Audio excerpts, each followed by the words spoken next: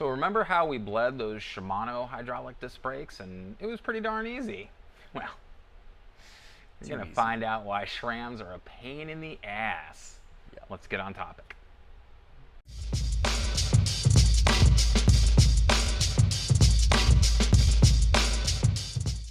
Hey everybody, it's Thomas with Get Out Arizona, and you are watching another incredible episode of Toolbox Topic. I'm joined again by my co-host, Wyatt Spalding. Wyatt. What's up, man? How the hell are ya? Good, good. All right, on. Sorry you got rained out on that last race, dude. It's all good. All meant to be. I didn't want to be in the mud for no, sure. So. I hear you, dude. I don't even like to be in the mud. Yeah. So, no when fun. I was a kid, I liked to be in the mud, but... Little bits, yeah, but know, still. Yeah, and as an adult, not so much. So. Anyways, guys, we're coming to you once again from the Trek Bicycle Store of West Phoenix in Goodyear, Arizona, because it's where the cool kids hang out, and me. And today, we're going to be discussing and showing you how to bleed your SRAM hydraulic disc brakes. Yep. Now, when we did the Shimano ones a few episodes ago, and I'll link that into a card, you know, up top so you could check that one, that was super easy. Yeah. And even in that episode, you commented how much of a pain in the ass it was to do SRAMs. You love the SRAM brakes, but it's a labor of love as far as that goes. It is, yeah. How much more difficult is it to bleed the SRAM brakes? And of course, we'll talk about some of the tools that we're going to be using and everything.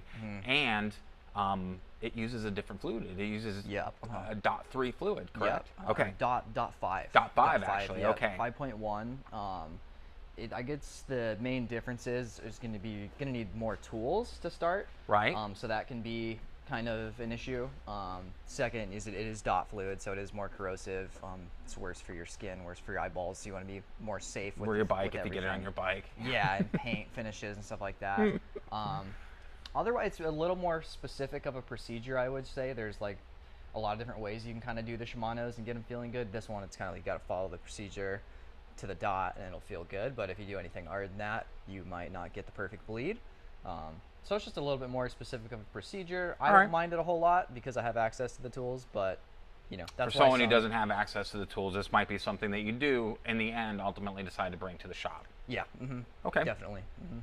All right. But it's definitely a good idea. This one is feeling pretty good, but it has been a while since I've just flushed it. Okay. And dot fluid compared to mineral oil absorbs water over time, which is gonna make it feel all squishy and just not super good. Makes sense. So it's always good to just, even if your brake's feeling good, at least, you know, once or twice a year, just have your bike shop or yourself fully flush it with new fluid. Okay.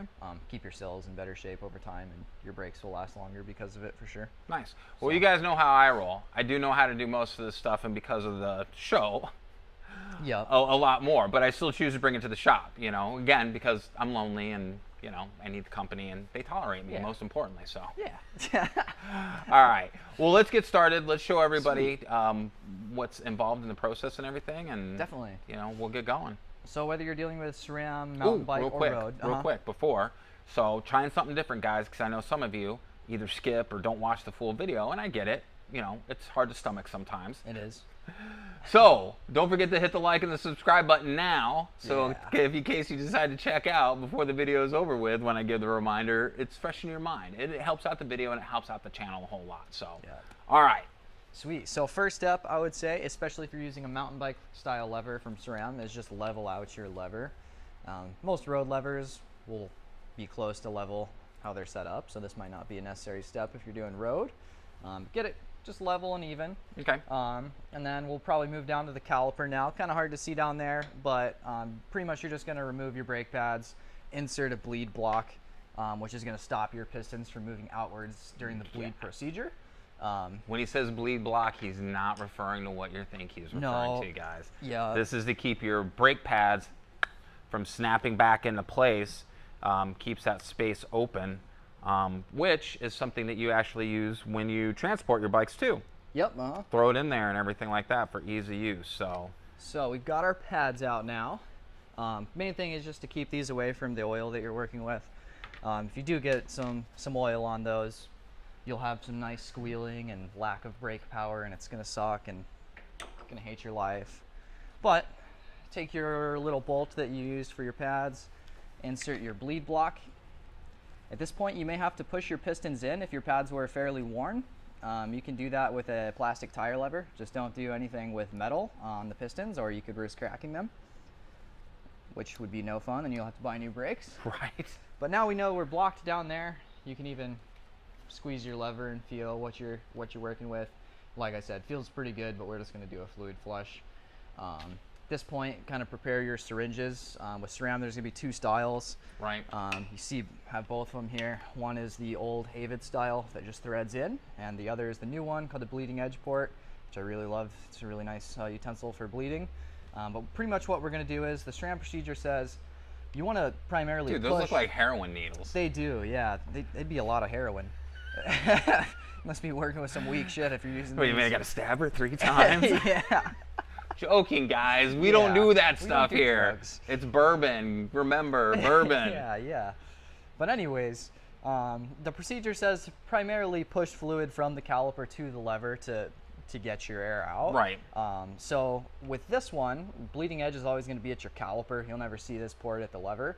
We're going to fill this one pretty far full. We'll probably go 3/4, maybe even a little bit past that with our dot fluid. And this one, since this one's going to be receiving a lot of that fluid that's sitting on top, we'll fill maybe only 1/4. We don't really, Okay. You could even run this dry if you wanted to. Okay. But it's not bad to have more fluid available for you. Okay. But if you know you have dirty fluid too, a good way to do this is just, like I said, leave this one empty maybe. Flush like 2 or 3 syringes through from the bottom to the top, and then just dump the stuff that goes into this one. Okay. Just discard it because it's not good, and then you can kind of start with brand new fresh fluid. Okay. Bleed the whole thing. Nice. Also a good idea working with dot. I mean mineral oil too, but more so with dot to use glasses, Safety and glasses gloves.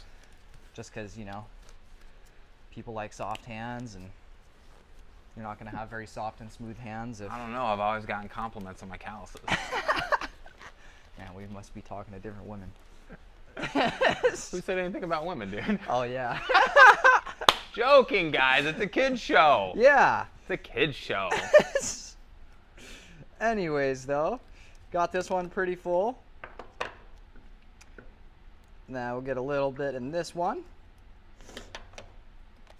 There's also something called degassing your fluid, which can help with your bleed a lot if your bottle of dot fluid has been open for a while. This is a pretty fresh bottle, so it probably hasn't absorbed much oxygen from the air. But to degas, if you did need to do that, your fluid's a little old, you can pinch your syringe closed, and the fluid that you have in there, you pull negative pressure downwards and watch the air kind of seep out of the fluid towards the top.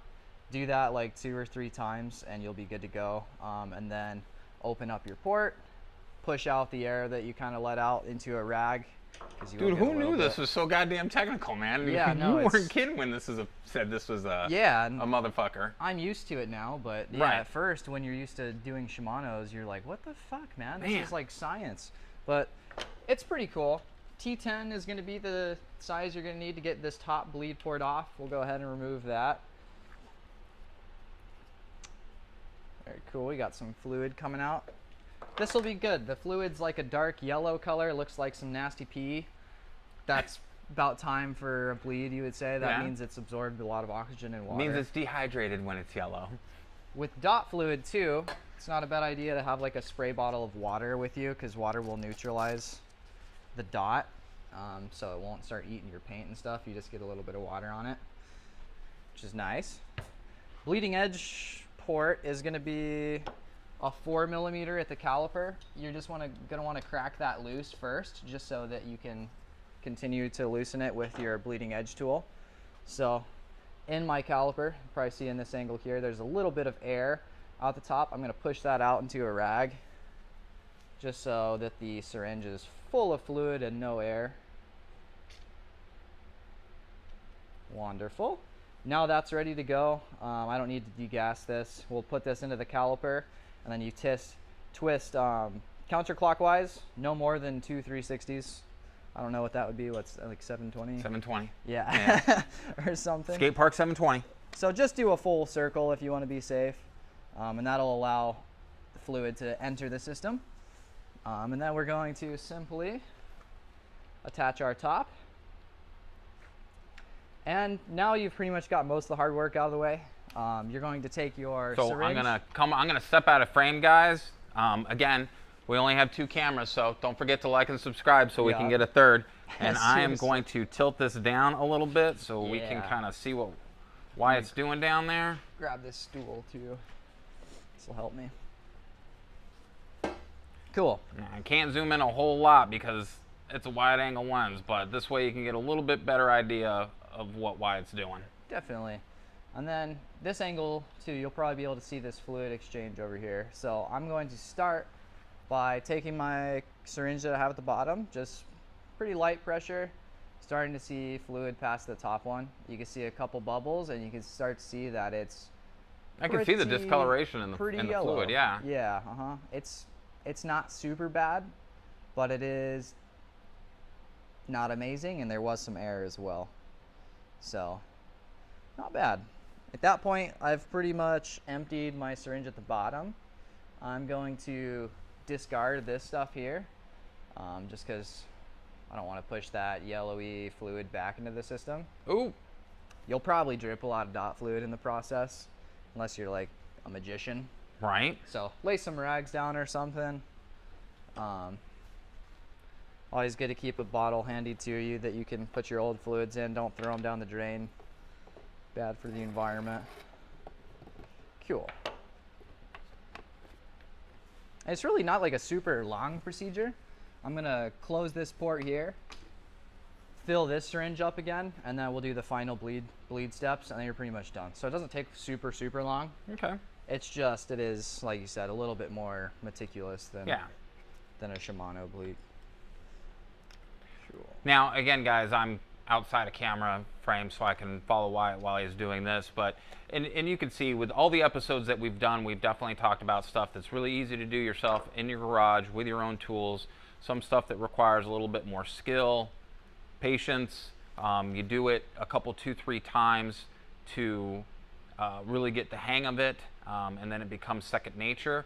But there's no shame in saying, yeah, you know, that's out of my pay grade. I'm just gonna take it to the bike shop and have them do it. So and I can tell you, I roll SRAM brakes on 2 of my bikes, the Rail and Betty and Jenny. Ellie Mae has Shimano brakes, so when it comes time to do this on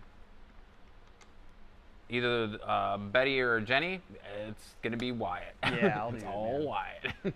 And I enjoy doing it, oddly, so come support your addiction. Enjoyment. You know? But we've got a fresh fluid syringe at the bottom again now. This one I pretty much just left empty at the top. We've opened the bleed port at the bottom, and we're just going to push again upwards. Seeing some more air, that's good. Means we'll get a more solid feeling brake. At this point the fluid looks good, so I don't need to continue flushing. So at this point you can kind of cycle between top to bottom and see if you're getting any air into each syringe, and you want to kind of repeat this process of pushing back and forth until you no longer see air bubbles coming out. And I'm pretty much there. There's a couple excess flying around, but that feels good. Last final step for the SRAM bleed is close off your bleeding edge port. You can remove that syringe now. No longer need it. And then they actually say this one up here, easy way to equalize this to the exterior pressures is fully remove the top of the syringe like that. And then you can kind of push down, creating pressure and relieving it to get any final bubbles that are in the system. And at this point you can kind of feel the lever too, and that might help pushing some air out of the system. As long as you're closed off at the caliper, you're all good to be messing with your brake. Yeah, you don't want to be spurting or closing your caliper and having to deal with that nightmare. Yeah, and squirting fluid out everywhere. But at this point, kind of just thread this on so you're not spilling stuff everywhere.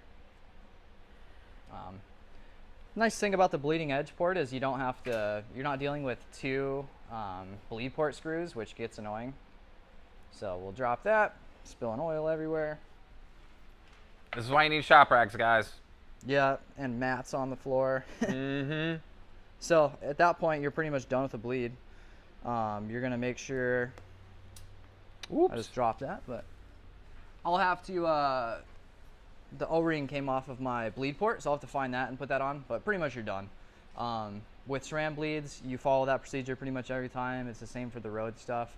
Just always make sure you have your bleed block in there, that you do that kind of final procedure with the top syringe at the end, and you're pretty much good to go. Now you'd want to place your pads in, align your caliper, then pump your lever up. If you go squeezing your lever before that and your caliper is not centered, you're going to get uneven pistons. You'll have one side that's really far out and one side that's like not moving at all, and it's going to be a bad brake feel. So align your caliper before pulling your brake lever. It's always good too to maybe do some fresh pads with a fresh bleed and a fresh rotor, if you're trying to spend some coin. But otherwise, yeah, it's pretty easy. What do you think? Yeah, no, well, and I mean, so I think the procedure is tedious. Obviously, it's not anything overly complex where you couldn't do. But you're talking 2 syringes, the dot fluid, everything. You're probably, what, $150 investment in tools? I would say, and you know, like you said, it is kind of just nice to take it to the shop or something like this. You know, gives you a chance to get out there, chat with the guys at the shop, see what's new. Maybe there's something new and shiny you want to buy, and new accessories, some tassels for your handlebars. I always like the tassels. They're pretty sick. Kale's got some tassels coming. Kale's got tassels for more than just his bike, dude. What are you talking about? It's crazy. Dude, he's got an insane collection. I know, we harass Kale a lot. He hasn't even been on the show yet, but that's going to change, guys. That's going to change. So, all right. Well, anything? I mean, yeah, you're looking for the O-ring and everything like that. Is there anything that we need to add? I think that's it. Okay. As long as people understand everything that happened. Right. Which they should. I feel like I explained pretty well. So. Yeah, no, you do a great job. All right, guys. So, there you have it. How to bleed your SRAM hydraulic brakes. Definitely more involved than Shimano, especially with the tools that you need. But hey, you guys can do it. I have faith in you. You're all smart cookies for the most part when you're not drinking or doing hookers and blow. Hey, that's pretty smart. Yeah. Save your money and spend it on tools to maintenance your bike, guys. Yeah, no, not seriously. drugs. All right, so at that point, that's it. Don't forget to hit the like and subscribe and the bell notification icon, because 1, it helps out the channel. 2, it helps out this video. And 3, whenever we have a new video posted, whether it's good, bad, or otherwise, you'll be one of the first people to know. Also, there's a link below for Trek Bicycle Stores of West Phoenix in Goodyear, Arizona.